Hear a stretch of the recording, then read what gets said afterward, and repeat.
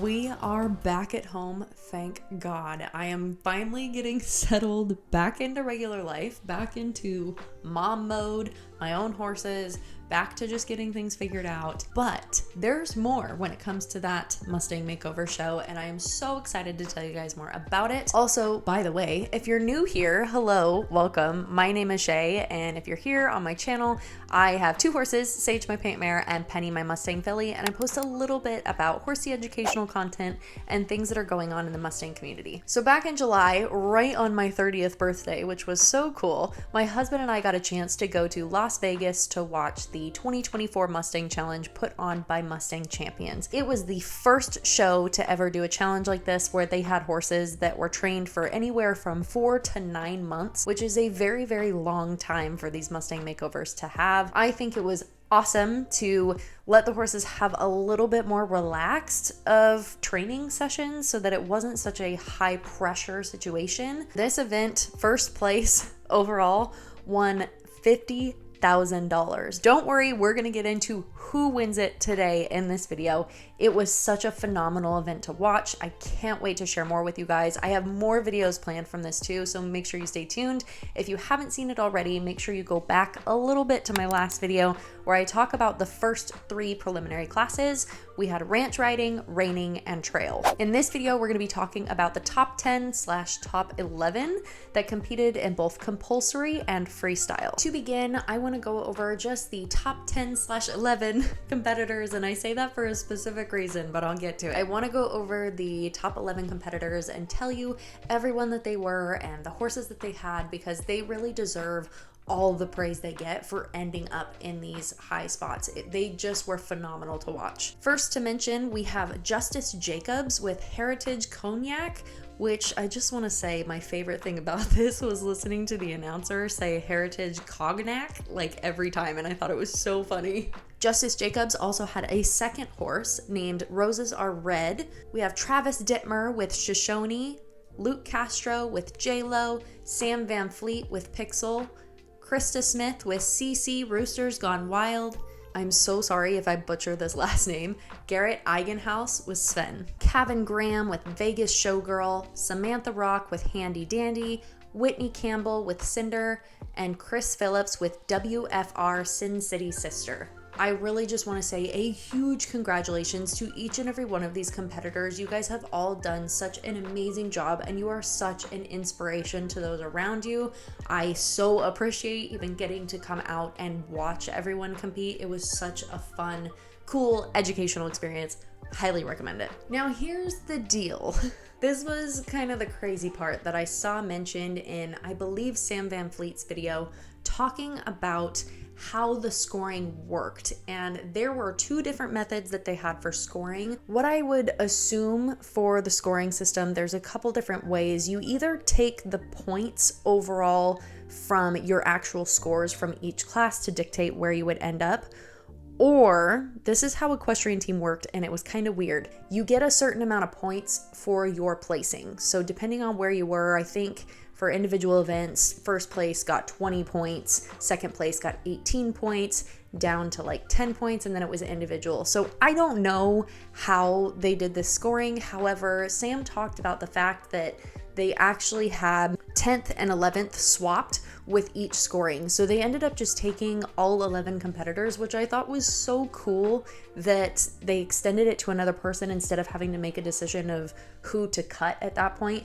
especially because Justice Jacobs had 2 horses in the top 10, which is a feat in itself and so cool, but it's great that they were able to give another opportunity to one more rider to really technically equal it out to 10 trainers. So the first class we're going to talk about is compulsory. Now this is one that when I made my video about Mustang Magic earlier this year, I was so conflicted with compulsory because I didn't love how rushed it looked.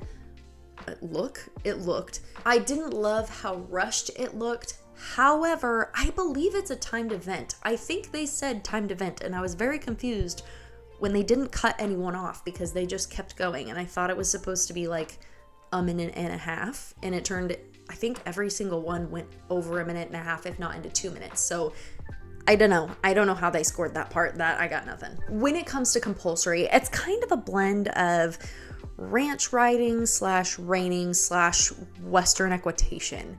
And I say all those combined because there's a lot of different elements that kind of all blend together. Now, I don't have the hard pattern on me. If I can find it before I upload this video, I'll get it put into the video. However, I am going off of what I've seen in videos, so I'm hoping it's correct. First, the riders are going to enter from the outside of the arena, come loping in and go down the center line, do a sliding stop, roll back, pick up the lope again, do another sliding stop, and back up to what I assume is center. After backing to center, the riders are then instructed to do 2 1/4 of a pivot to the right. Now they're instructed to do 2 1/4 because it technically lines them up to keep them on center to continue a side pass going to the right.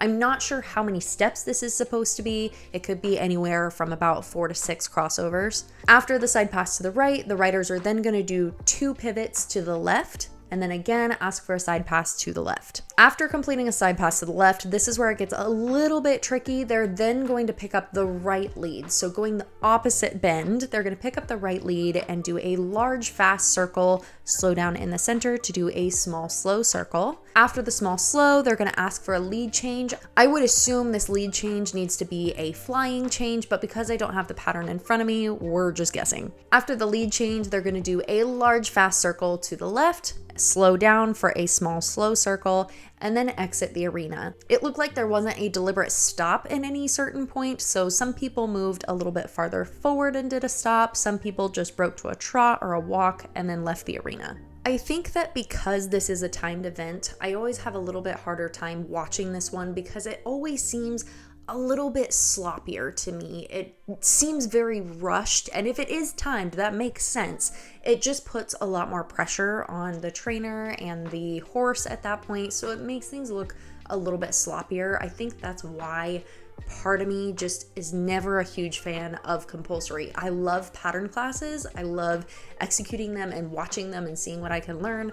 Compulsory is not one of those that I love. Moving on from compulsory, we have probably the most well-known event of the entire show, the paid-for only event, Freestyle. Now, when you guys are seeing demonstrations of these Mustang challenges and you see people all dressed up in these costumes and all these crazy props, that's Freestyle. It's one of those things that it is just so cool to watch the creativity from these trainers as far as things that they've trained their horse and different elements that they add to the class to make themselves stand out. As far as scoring goes for Freestyle, I'm not 100% sure how this class, specifically this show, I'm not 100% sure how this show scored the class. Typically, you're going to find a horsemanship score and a audience appeal score or entertainment score. That being said, it's a very balanced class. That's what it should be. So in my opinion, I want to see people that can do logical maneuvers, things that are very basic tasks that I just want to see the Mustang be able to execute it well. So things like gait changes, walk to trot, trot to lope, walk to lope, lope to stop. I want to see some lead changes. I want to see nice pretty circles. If you can do some nice leg yielding or two tracking, maybe even jumping, any of that is a great thing to be able to show off and show what you have trained your Mustang and show really the capability and versatility of these Mustangs. However, we have to remember there's an entertainment value here. You have to have crowd appeal. You also should really show some sort of trick, whether that's bridleless riding, whether that's bowing or laying down. Anything that's going to be that entertainment is going to get the crowd more excited about what you're showing. And last thing when it comes to the audience appeal is I really feel like a clear theme is highly warranted. I really think the people that have a clear theme or something that makes the audience feel something, whether it's nostalgia or excitement, anything like that is going to get the crowd more attached to what you're doing, and the judges will give you a score based off of that. All in all, Freestyle was just awesome to watch. Some people had great ideas, different themes that they utilized, whether it was Pirates of the Caribbean or Indiana Jones. Some people utilized an actual I don't even know what you would call it. I guess cow dummy that you would use for like training cutting horses.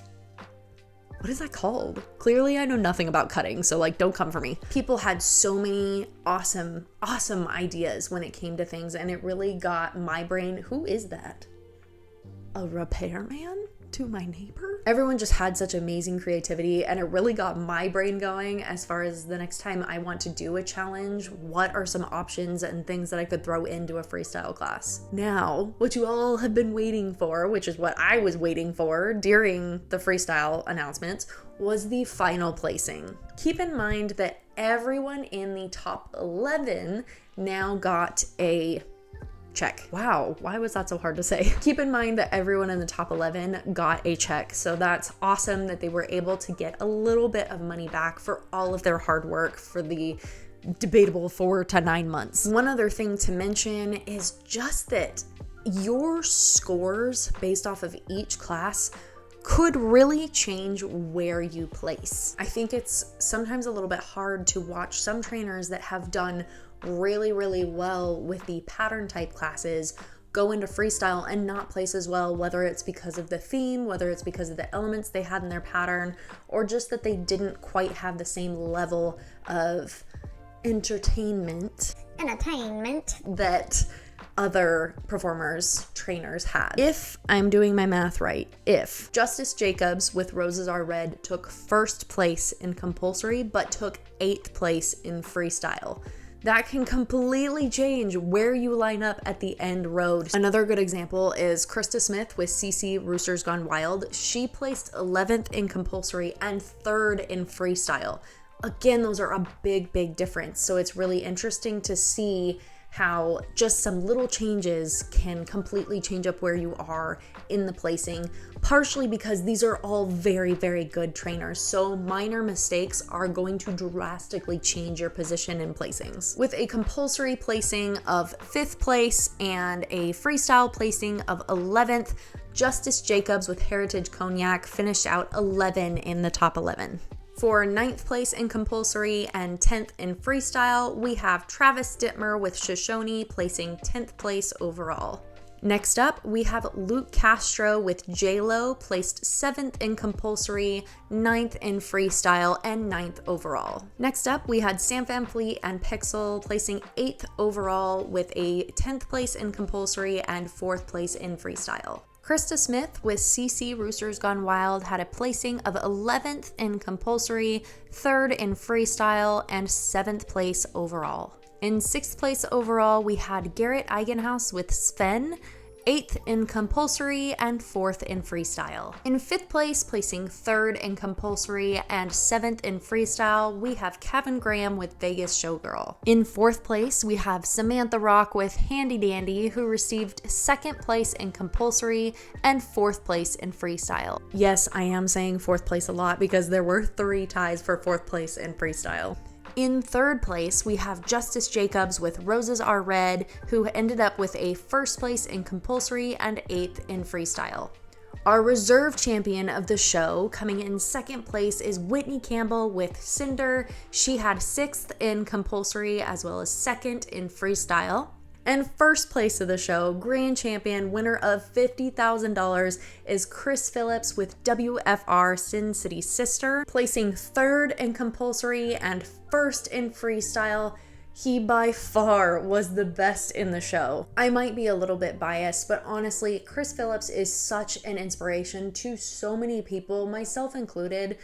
Being a stay-at-home mom and not really having an opportunity to do horse training like I really want to, seeing someone that got started in horse training later in life is just eye-opening and so comforting to me, knowing that my time is not over and done with. I'm not behind everyone else just because right now my path in life is to be home and taking care of our kid. So Chris, congratulations. You have just done a phenomenal job, and I hope you realize how much of an inspiration you are to everyone around you. It has been just incredible to watch you not only in this challenge and Mustang challenge, but to see you win Mustang Magic at the beginning of the year, come in and win a 2nd challenge is just awesome. It's so cool. I literally have heebie-jeebies. I don't know if you guys can see this. This is like full arm heebie-jeebies right now. I hope you guys enjoyed the video. This was just Such a fun event. I'm still reeling over it like a month later, and I'm really bummed I'm not still there. I would love to just keep watching ponies all day. However, that being said, there is another event coming up that I'm planning on taking you guys with me to get a ton of film footage. I'm so excited to be telling you guys that I'm going to be headed to the Teens and Oregon Mustang Challenge this September. I am so excited to watch these horses. This is an event that has been going on for years. A dear friend of mine used to compete in these events, and she now has a scholarship in her name. And so I really am so excited to go and be able to really fully invest myself into this event to watch the whole thing. So make sure you stay tuned for that video. I also am going to have videos coming out about the top 3 or top 5, I haven't decided yet, of each individual class. I made this video last big show, Mustang Magic. I keep wanting to say last year, but it was literally January. Back over the Mustang Magic show, I did the top 3 for each class, and I think I'm gonna do that again this year just to give you guys kind of an idea of what to look for in those classes. What are some things that could get you docked points? What are some things that could get you more points? So make sure you stay tuned for that video because that one's coming out real quick. We have a lot of things planned. I'm finally starting to get back into the swing of videos. Bear with me. A 2-year-old going through potty training is a lot. On top of vet and farrier like every freaking week right now. So we're having a time. At some point I'll do another update on Penny. Right now we're just trying to keep shoes on her. If you guys want a little bit more of an update about her, I'll link the video down below. So far she's doing okay. We're making it work. So thank you guys so much for watching. If you feel like leaving a comment down below, let me know what was your favorite class of this event. Don't forget to like, subscribe, ding the notification bell, do all the things, and I will see you in the next video. Bye guys. I'm just now noticing how greasy my hair looks. That's cute, because I have a stain on my brand new shirt. I just got this, and there's a makeup stain on it from today, this morning. Excellent. Hocus pocus, I need this to focus. True story, honestly. Check out my last video that talked a little bit about the top 3. Nope, try again.